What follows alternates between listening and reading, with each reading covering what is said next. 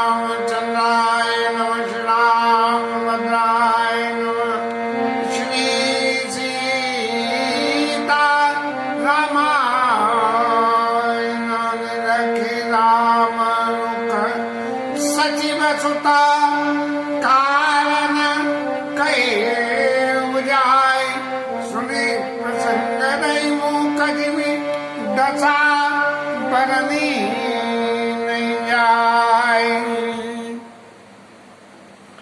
कल के कथा विश्राम में राम जी माता कौशल्या के पास में गए हैं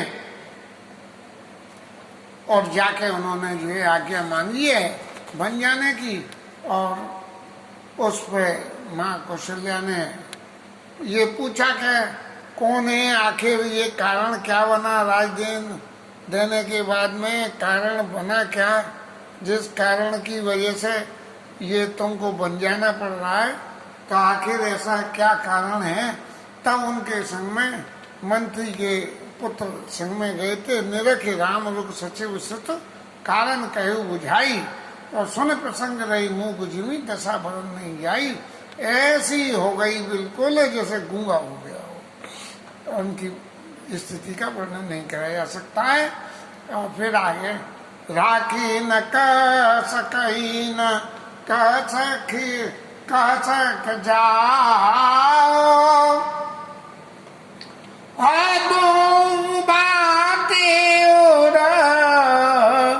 ढारो न दाओ। अब न तो वो रोकने की कह सके, रोकने की कहें तो राजआज्ञा का उल्लंघन हो गया, और जाने की कहें तो हित का जो है अहित शुरू हो गया।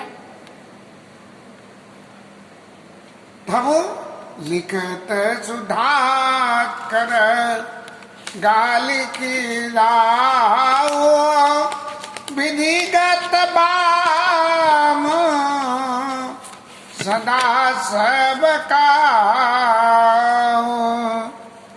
बिल्कुल ऐसा हो गया कि जैसे लिख तो रहे हो अमृत और लिख जाए, लिखत सुधा कर गाले की राहु, जैसे लिख तो रहे हो चंद्रमा और लिख दिया राहु।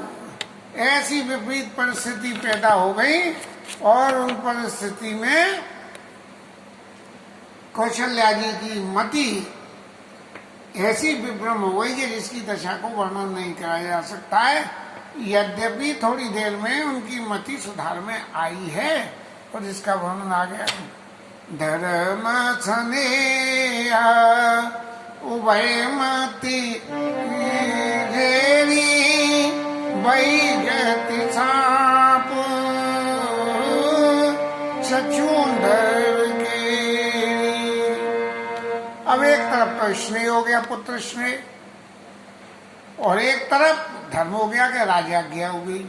इसलिए धर्म स्नेह उभय मति घेरी, दोनों ने मिलकर उनकी बुद्धि को ऐसा कर दिया कि इधर जाऊं कि उधर जाऊं। वही गति सांप छछूंदर केरी, जैसे सांप और छछूंदर में होता है कि यदि छछूंदर को दिन के वक्त में दिखता नहीं है और सांप दिन में निकलते हैं, रात को निकलते नहीं है,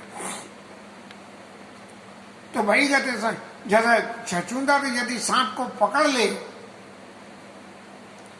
तो होता ये है कि सांप को छछूंदर पकड़ ले और उसे खाए तो वैसे मर जाए, और छोड़ दे उसे तो जो है अंधी हो जाती है छछूंदर, तो न रख सके राम जी को, न जी कह सके कि जाओ। ऐसी परिस्थिति बन गई इनके साथ में, अतिशय एक ऐसी स्थिति बन गई कि भाई गति सांप छछूंदर केरी, राखूं सुताऊं करैयन रोधू, धर्म जाय अरबंद विरोधू। यदि मैं कहूं कि महाराज आप यहीं रुक जाओ तो क्या होगा कि राज्य धर्म का उल्लंघन हो गया, और भाइयों में आपस में विरोध हो जाएगा, काय बात का विरोध होगा।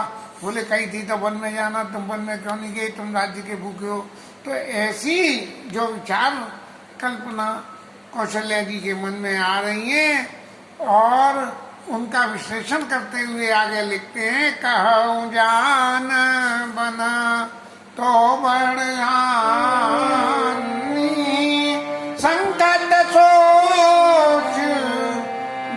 भई। रानी बहुत सोच में पड़ गई। रानी बौरी समझती है धर्म सयानी, और भरत राम दो सुत सब जानी। फिर अपने इसी के धर्मों के घर में यदि 4 पुत्र हैं तो 4 पुत्रों को बराबर रूप से मानने के लिए भरत राम और 2 सुत समझानी, दोनों को एक साथ समझ के कि न मैं एक को रखूं और एक को भेजूं, या मैं जो है एक के पक्ष में बोलूं या दूसरे के पक्ष में बोली। और सरल स्वभाव राम मैं तारी, बोली बचन धीर धरी वारी। अब कौशल्या जी ने जो भगवान से मांगा था कि मेरी मति कभी भी अवजन कबहू व्यापे, प्रभु मोई माया तोर। अब ये भगवान की माया के वशीभूत हो गई तो ये सबरा काम हो रहा है कि उस माया ने ही तो कुड़ी की जो है मति फिरवाई, उसने ये कौशल्या की फिरवाई है। तो भगवान से ये कह दिया कि एक बार तो विराट स्वरूप के दर्शन करा दिए, और दर्शन करा के फिर ये कह दिया कि हे प्रभु अब आपकी माया मुझे दोबारा फिर परेशान नहीं करे। तब जो है उनके दिमाग में ये बात भगवत का पास है, वो जो माया वाली बात थी वो खत्म होके, और कौशल्या जी बोली, क्या बोली, तात जाऊं बले कीने ऊनी का, पितुआ सब धर्म कटी का। हे पुत्र तुमने बहुत अच्छा काम किया। क्या अच्छा काम किया है कि पिता की आज्ञा सारे धर्मों का सार है। सारे धर्मों का सार है कि पिता की आज्ञा को मान लो। ऐसा करके तात जाऊं बोली की का पितु आयस सब धर्म की टीका। राज देन कहूं देन बना, मोई न सो दुख ले, तुम बिनो भरतई भूपति, प्रजई कट प्रचंड कले। तुम्हें राय देने की कह के और वन में भेज दिया, मुझे इस बात का जरा भी अफसोस नहीं है, और लेकिन तुम्हारे यहाँ से चले जाने से भरत जी को और राजा को बहुत, और प्रजा को, इन तीनों को बहुत तकलीफ हो जाएगी। लेकिन अब ये परिस्थिति इतनी विपरीत है कि कुछ कहा करा भी नहीं जा सकता है। इसलिए जो के बल पितु आयचु ताता, तो जन जाओ जाने बड़े माता। जो यदि पिताजी ने ही सिर्फ आज्ञा दिए बन जाने की, तो माँ का अधिकार पिता से ज्यादा होता है, इसलिए मत जाओ। लेकिन तुम्हारी दूसरी माता ने यदि तुमसे ये कह दी कि तुम्हें वन में जाना है, जो पितु मातु कहो बन जाना, तो कानन सता अवध समान। संत लोग बराबर ऐसा कहते हैं कि कौशल्या जी भरत जी को अपना पुत्र मानती और कैकेयी राम को अपना पुत्र मानती, इसलिए उन्होंने माता शब्द का प्रयोग करके जो पितु मात कहे बन जाना, तो कानन सत अवध समाना, 100 अवध के समान जो है बन आनंददायक होता। पितु बन देव मातु बन देवी, खग मृग चरण सरोज सेवी। वन देवी वन देवता वन में रहने वाले जो है वो सब जो है माता पिता है, और सेवा करने के लिए जो गैर गृहस्थी में नौकर चाकरों की जरूरत होती है, तो पशु पक्षी जो वहाँ रहते हैं वो सब काम करते हैं। क्योंकि पशु पक्षियों के हमारे जीवन में क्या उपयोग है इस बात को हम उतनी आसानी से नहीं समझ सकेंगे, लेकिन एक उदाहरण ये बता देता है कि घर की दाल में लग गए कीड़े और धूप में दाल डाल दी तो चिड़िया आ जाती हैं, उन कीड़ों को बीन बीन के खा जाती हैं। तो ये जो चिड़ियों ने दाल में से कीड़े निकाल दिए, तो ये हमारा काम ही तो कर दिया। पितु बन देव मातु बन देवी खग मृग चरण सरोरुव सेवी अंत उचित नभै वनवासु भय विलोक ये हो ये रासु। अरे राजा को तो अंत में फिर वन में जाना ही चाहिए, लेकिन आप तुम्हारी उम्र ये देख के मुझे चित्त में बड़ी ये तकलीफ हो रही है कि इस उम्र में तुम्हें वन में जाना पड़ रहा है। लेकिन अब मैं क्या कहूँ कि बड़भागी वन अवध अभागी जो रघुवंश तिलक तुम त्यागी। हे राम जी, वन बहुत भाग्यशाली है और अवध बहुत अभागी है कि जिसने तुम जैसे पुत्र को छोड़ दिया और वन में जाके और तुम रह रहे हो। तो जिस वन में जाओगे वो बहुत बड़भागी है। जो सूत कहो संग मोही ले वो तुमरे हृदय होई संदेह। और जो मैं कहूँ कि तुम मुझे भी अपना संग ले चलो अपनी ममता के वशीभूत होके, तो तुम्हारे हृदय में ये संदेह होने लगेगा कि ये तो हमारी मैया जी कह रही है कि पिताजी की सेवा छोड़ के तुम्हारे संग चलूं, और मैया चलेगी तो पिताजी भी चलेंगे, तो फिर वनवास कहाँ रहा। गृहस्थी का तो सारा सुख जो है वहाँ पहुँच ही जाएगा। इसलिए तुम्हारे हृदय में ये संदेह होगा कि मुझे जाने से रोकने के लिए कोई ऐसा बहाना बना रही है जो प्रैक्टिकली संभव नहीं है।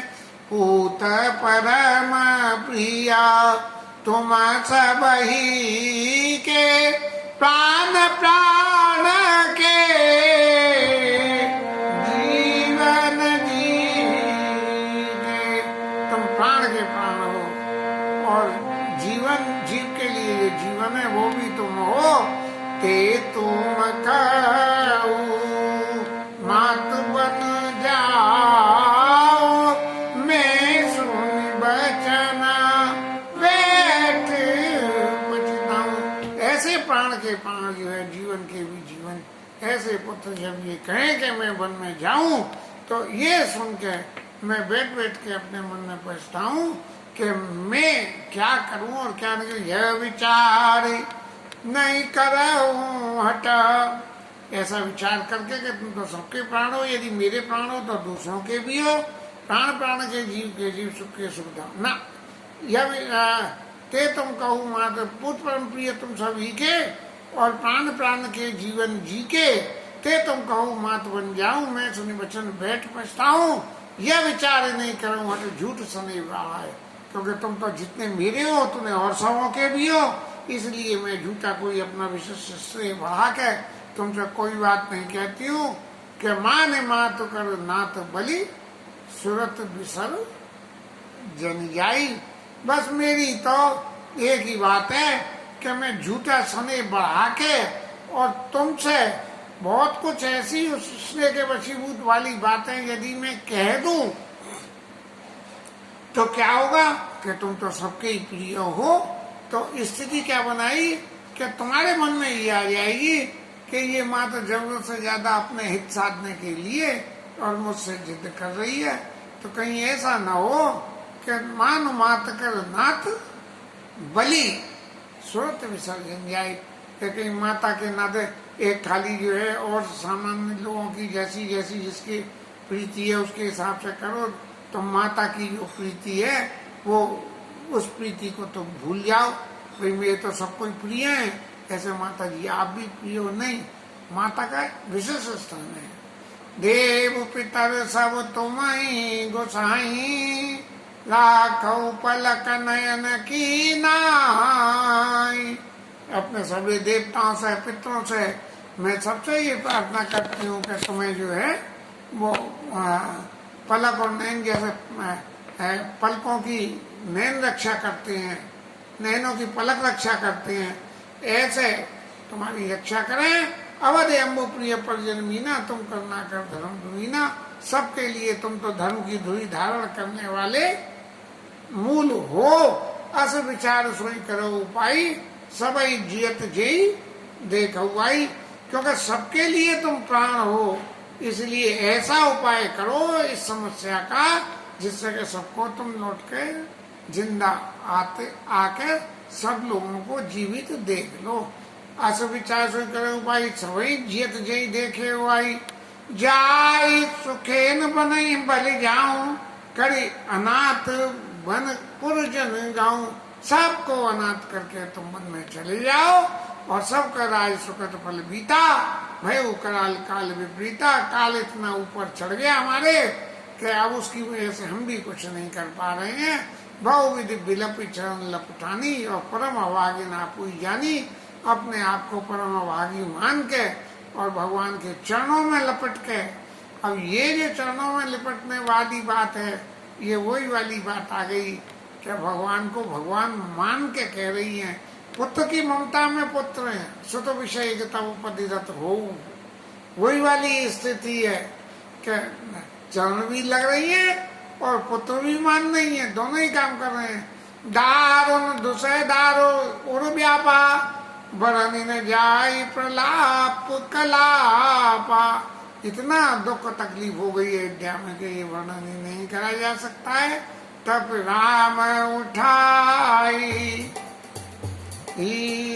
मातुर लाई, कही मृदु बचना बहुरी समुझाई। रामचंद्र जी ने माता जी को फिर उठा के जैसा लगाया और फिर दोबारा समझाया। और इस बीच में ही अब ये सीन बदलता है, और सीन में क्या है कि उसी वक्त जो है सीता मैया को ये बात खबर पहुंच गई कि ये तो सबरा खेल बिगड़ के वनवास जाने की तैयारी हो रही है। तो आगे की लीला में सम्मा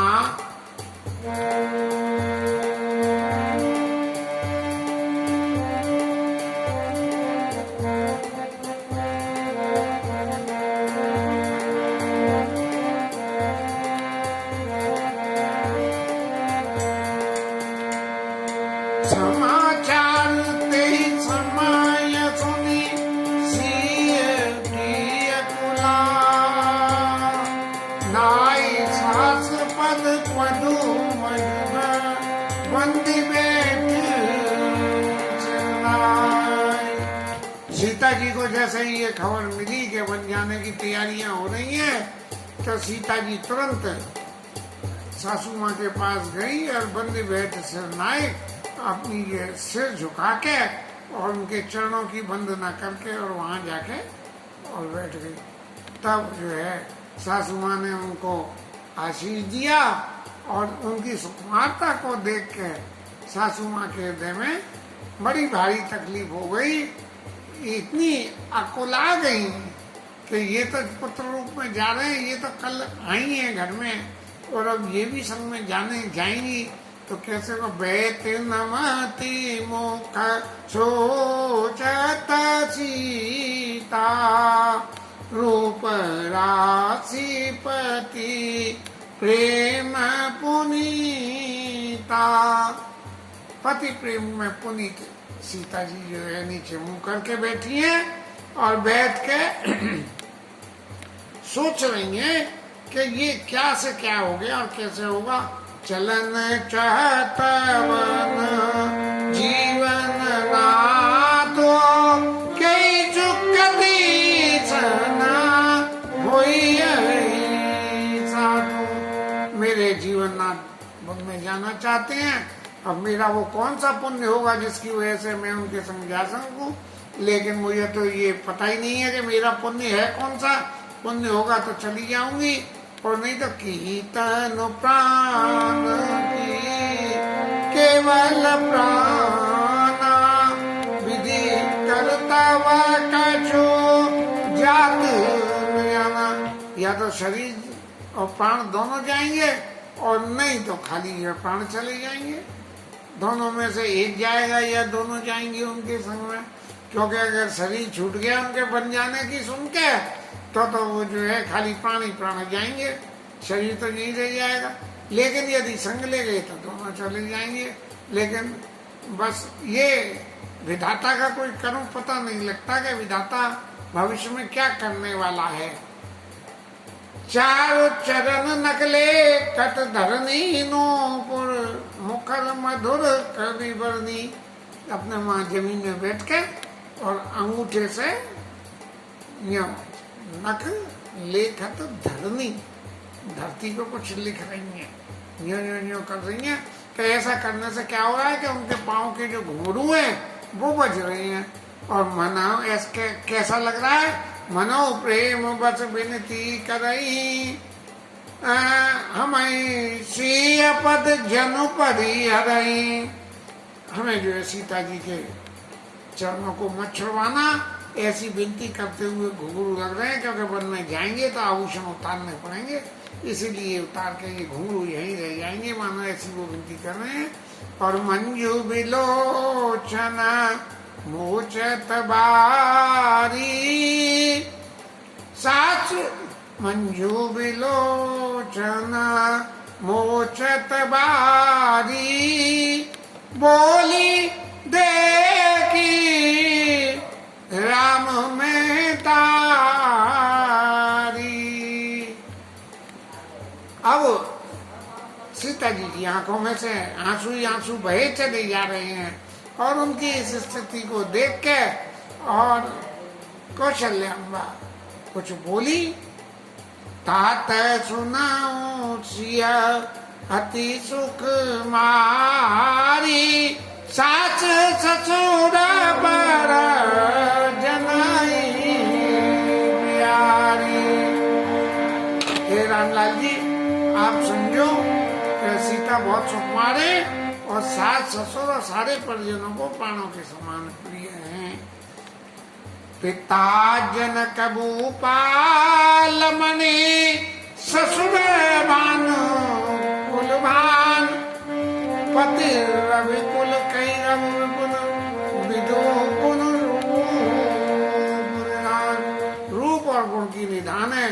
और इनके पिताजी राजा जनक हैं, और ससुर जो है इनके सूर्यवंश के राजा हैं, और पति सूर्यवंश रूपी कमल को खिलाने के लिए सूर्य के समान है। ऐसी प्रतापवान कन्या के लिए मुझे क्या करना चाहिए, क्या नहीं है। लेकिन वो इतनी सुकुमार है, इसलिए मेरे चित्त में बार बार एक ही बात आ रही है कि क्या करना चाहिए और क्या न करना चाहिए।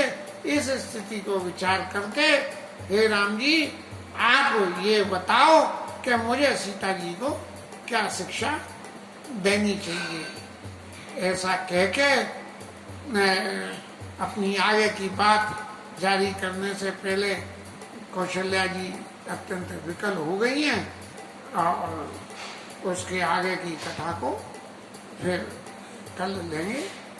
आज विश्राम, हरि नाम कीर्तन।